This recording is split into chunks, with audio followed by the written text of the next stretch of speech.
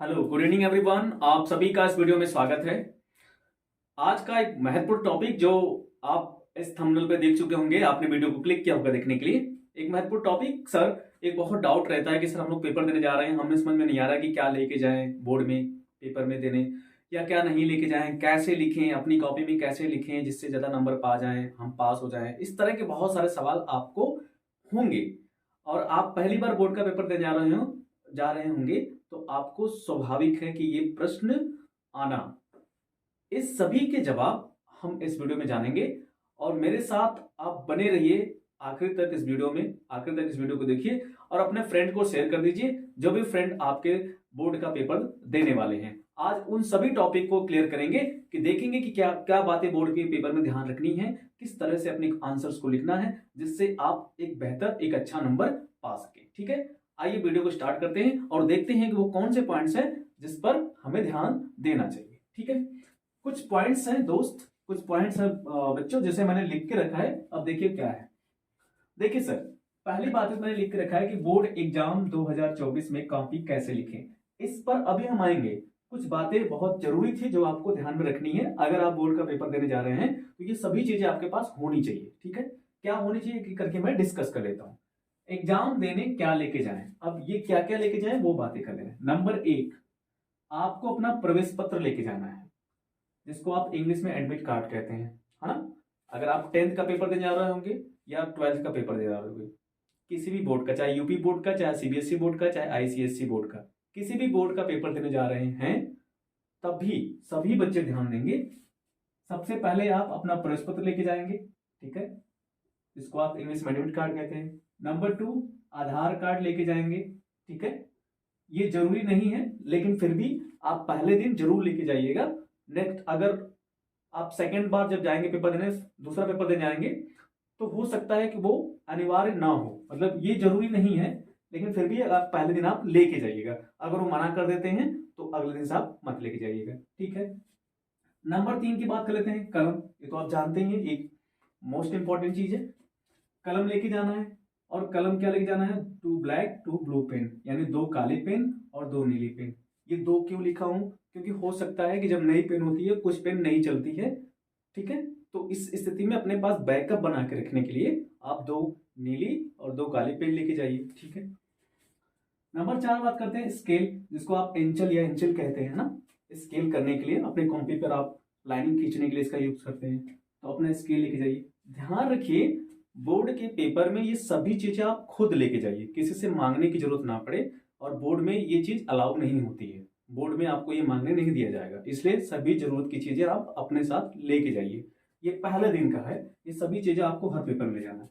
Number 5 क्या करते हैं बेटा, हेडिंग के लिए स्केच पेन। हाँ, एक स्केच पेन आती है मोटी, जो आप हेडिंग डालते हैं, सेक्शन डालते हैं, खंड डालते हैं, उसके लिए स्केच पेन ले जाइए। और क्या, कौन सी स्केच पेन ले जाना है, ब्लू या ब्लैक, दोनों, यानी काली और नीली पेन के अलावा आपको कोई भी कलर की पेन बोर्ड की परीक्षा में यूज नहीं करनी है, ये ध्यान रखिएगा। नंबर 6 बात करें ड्राइंग बक्स। अब ड्राइंग बक्स एक अनिवार्य तो नहीं है, ये वैकल्पिक है, इसको आप ले जा भी सकते हैं, नहीं भी ले जा सकते हैं। ड्राइंग बक्स में क्या होगा, ये सभी जरूरत की चीजें आपको एक ही जगह रख करके आप ले जाएंगे तो आपको आसानी होगी। ठीक है, तो ड्राइंग बक्स ले लेंगे तो अब सभी चीजें एक ही में हो जाएंगे, उसको आप ले जा सकते हैं। और ये अनिवार्य नहीं है, आप चाहें तो ले जा सकते हैं, नहीं तो नहीं ले जा सकते। नंबर 7 की बात कर लेते हैं, क्लिप बोर्ड। क्लिप बोर्ड को दफ्ती कहते हैं हमारी भाषा में, हम जो क्या कहते हैं, दफ्ती, जिस पर आप रख करके कॉपी भी लिखते हैं उसको दफ्ती या क्लिप बोर्ड कहते हैं। ठीक, आप इसको भी ले जा सकते हैं। ये भी अनिवार्य नहीं क्योंकि वहां पे डेस्क ठीक ठाक मिलती है, लेकिन फिर भी आपको, आपकी आदत है कि नहीं दफ्ती पे लिख, आपकी राइटिंग अच्छी लगती है, आपको लिखना अच्छा लगता है, तो आप दफ्ती भी या क्लिप बोर्ड ले जा सकते हैं, इसमें कोई दिक्कत नहीं है। ये सभी चीजें आप देख लीजिए और लिख लीजिए। ये सभी चीजें आप अगर कल पेपर देने आने वाले हैं तो आज ही इस चीज को रख लीजिए, श्योर हो जाइए कि सभी चीजें आपके पास है या नहीं। ये तो रही उसकी बात जो एग्जाम देने में आपको सब चीजें लेके जानी है। अब हम बात करते हैं कि क्या बातें हैं जो ध्यान में रखनी है बोर्ड कॉपी पर लिखते समय। ठीक है, अब जो मेन हमारा बात था, जो वीडियो बनाने का मेरा मेन मकसद था वो ये था कि बोर्ड एग्जाम 2024 में कॉपी कैसे लिखे। अब हम बात करते हैं कि एग्जाम में कॉपी कैसे लिखे, वो कौन सी बातें हैं जिसको हमें ध्यान में रखना चाहिए। ठीक है, आइए इसको रफ कर देते हैं, फिर हम आगे बढ़ते हैं, देखते हैं वो कौन सी बातें हैं जो हमें ध्यान में रखनी चाहिए। ठीक है,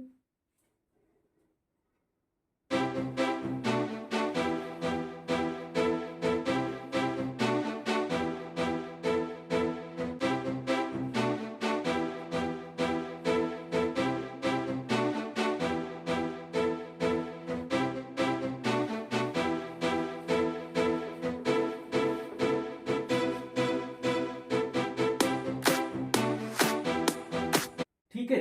देखिए बाबू, अब हमें क्या करना है कि ये कुछ महत्वपूर्ण पॉइंट्स हैं जो हमने 10 पॉइंट्स इस बोर्ड पर लिख के रखा है। अब उन पॉइंट्स पे थोड़ा डिस्कस कर लेते हैं जो आपको अपनी कॉपी को लिखने में सहायता करेगी और आपको अपने किसी भी सब्जेक्ट का, जब आप बोर्ड का पेपर देंगे, चाहे जो भी सब्जेक्ट दें, चाहे इंग्लिश दें, चाहे मैथ दें, चाहे साइंस दें, चाहे फिजिक्स दें, चाहे केमिस्ट्री दें, चाहे हिंदी, संस्कृत, कोई भी विषय आप बोर्ड का पेपर देने जा रहे हो, तो कोई भी विषय, ये जो मैंने बोर्ड पर 10 पॉइंट्स लिख के रखा है, ये सभी पॉइंट्स सभी विषय में फॉलो करिएगा। ठीक है, अगर आपका हिंदी पेपर देने जा रहे हैं तब भी ये पॉइंट्स फॉलो करेंगे, इंग्लिश का देने जा रहे हैं तब भी, साइंस दे रहे हैं या सामाजिक विज्ञान या साइंस या मैथ, कोई भी विषय दे रहे हैं, ये 10 पॉइंट्स आपको बहुत ध्यान रखना है, जिससे आपकी कॉपी की सुंदरता बनी रहेगी और आपके एग्जाम में नंबर बहुत अच्छे आएंगे। ठीक है, विश्वास रखिए, ये पॉइंट्स अगर आप फॉलो कर लेंगे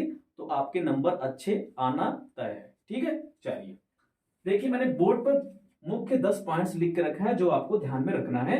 आप बोर्ड का पेपर देने जा रहे हैं तब, जब का बोर्ड पेपर देंगे तब, ये जो चीजें हैं आपको आंसर लिखते समय ध्यान रखनी है, चाहे किसी भी विषय का पेपर दें, चाहे किसी भी बोर्ड के बच्चे आप हो। ठीक है, चलिए, बोर्ड एग्जाम 2024 में कॉपी कैसे लिखें, इस तरह का आंसर हम देख रहे हैं कि ये पॉइंट्स क्या ध्यान में रखें। देखिए, नंबर 1 पे लिख के रखा है, एग्जाम सेंटर पर समय से पहले पहुंचे।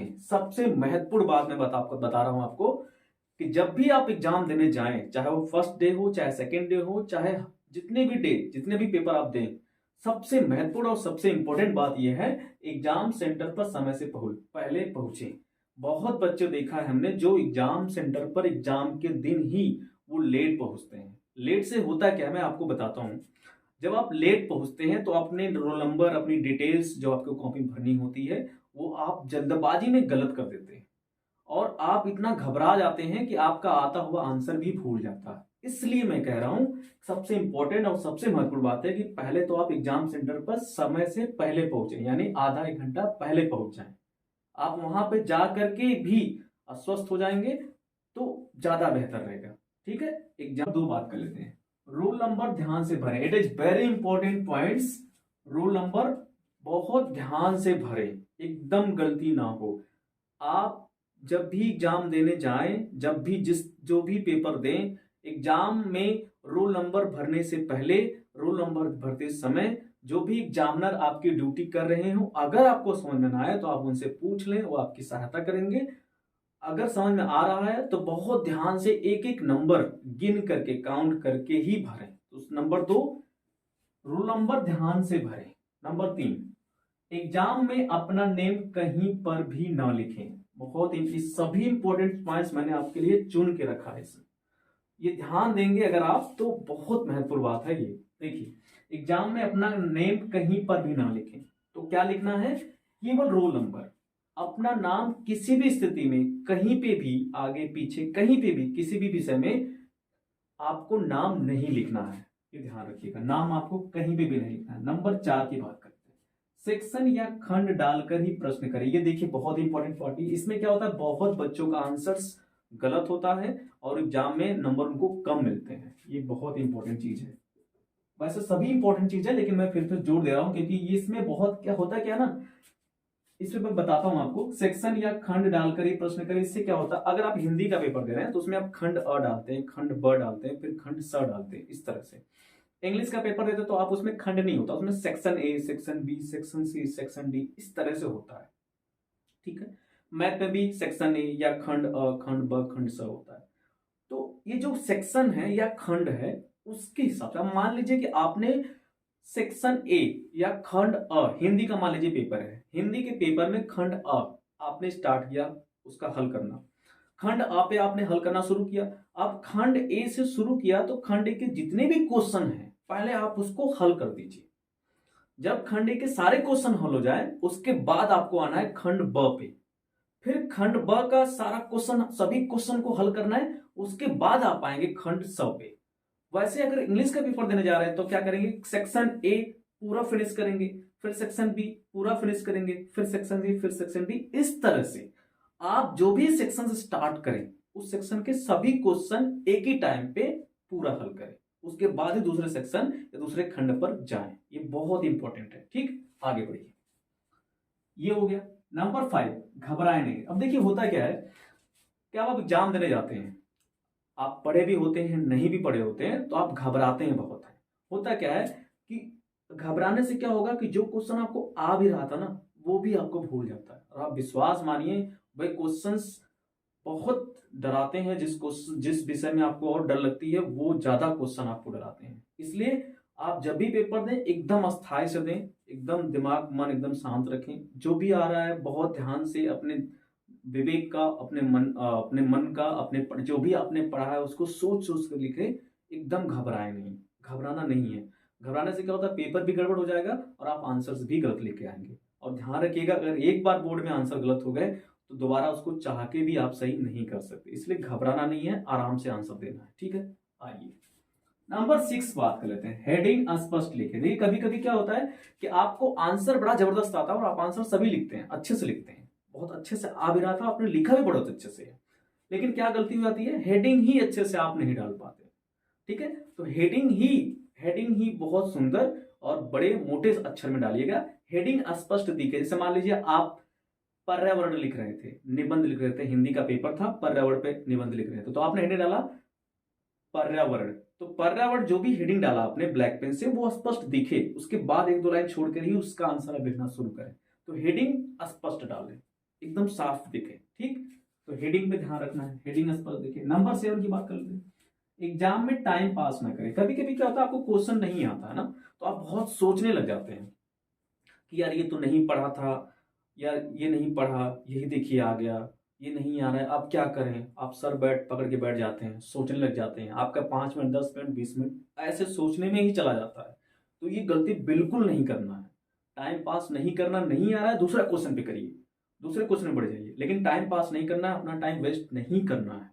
ठीक, इसलिए नहीं आ रहा है दूसरे क्वेश्चन को हल करिए, लेकिन बैठ करके टाइम पास मत करिए और आगे बढ़िए। ठीक, चलिए नंबर 8, सभी क्वेश्चंस को हल करें। ठीक है, कभी कभी क्या होता है कि आपको क्वेश्चन नहीं आते तो आप क्वेश्चन एग्जाम में छोड़ देते हैं।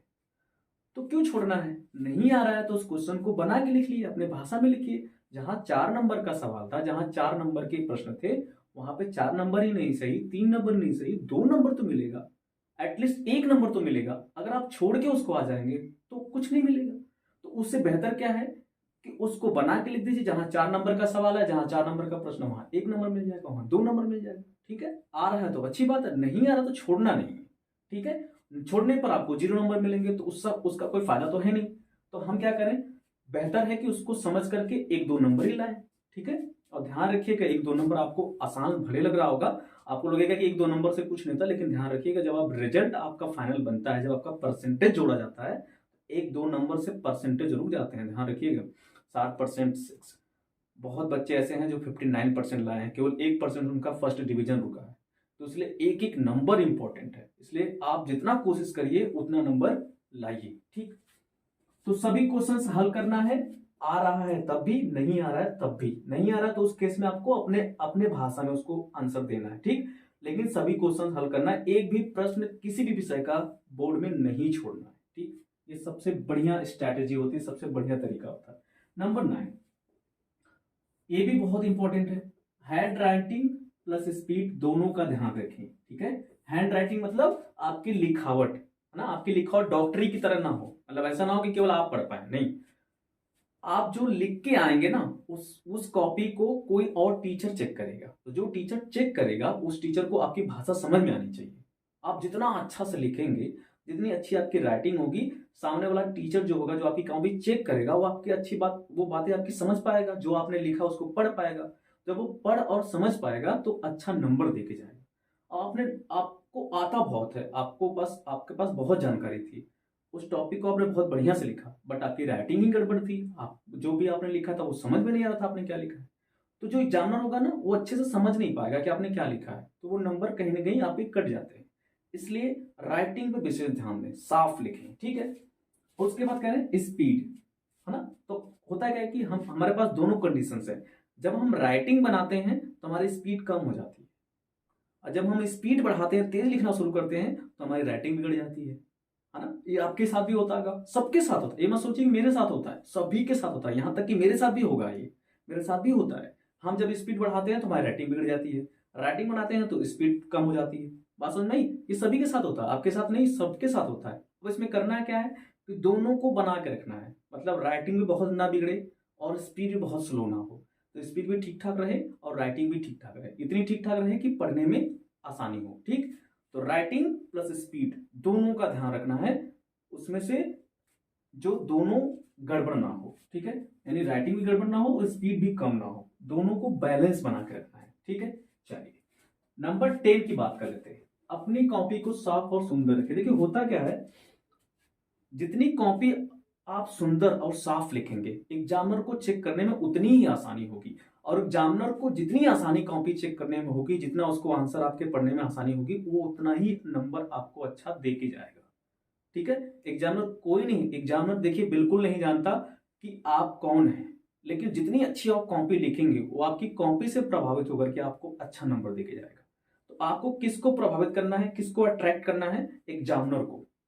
जो भी विषय आप कर रहे हैं उस सभी विषय में आपको इतना सुंदर तरीके से आपको आंसर्स लिखना है कि एग्जामिनर आपकी कॉपी देखे और कहे कि यार कितना अच्छा बच्चे ने लिखा है और बड़ी मेहनत किया है, बहुत सुंदर लिखा है। तो एग्जामिनर अपने आप आपको अच्छा नंबर दे देते हैं, ठीक है। तो इसलिए कॉपी को साफ और सुंदर लिखें, ठीक है, बहुत साफ सुंदर लिखेगा। और एक चीज मुझे आपसे और करना है कि जब आपका सारा क्वेश्चन हल हो जाए, आखिरी में एक बार पूरी कॉपी को चेक कर लीजिए कि देखिए कहीं पे क्वेश्चन छूटा तो नहीं है, कहीं पे हेडिंग गड़बड़ तो नहीं है, खंड कहीं गड़बड़ तो नहीं हो गया है। ये सभी चीजें कब करना है? जब पूरा पेपर हो जाए, सारे क्वेश्चंस आप कर लें, उसके बाद पूरी कॉपी के बाद चेक करना है शुरू से लेकर के आखिरी तक कि कहीं हेडिंग, कहीं कुछ भी तो मिस्टेक तो नहीं है। तो उसमें क्या होता है, आप कितना भी जल्दबाजी, कितना भी ध्यान दे लेंगे, थोड़ी थोड़ी गलती कहीं ना कहीं हो ही जाती है। इसलिए शुरू से लेकर के आखिरी तक एक बार कॉपी को जरूर चेक कर लें, ठीक है। ये पहले दिन से सभी पेपर देंगे, सभी पेपर में करना है ये आपको, ठीक।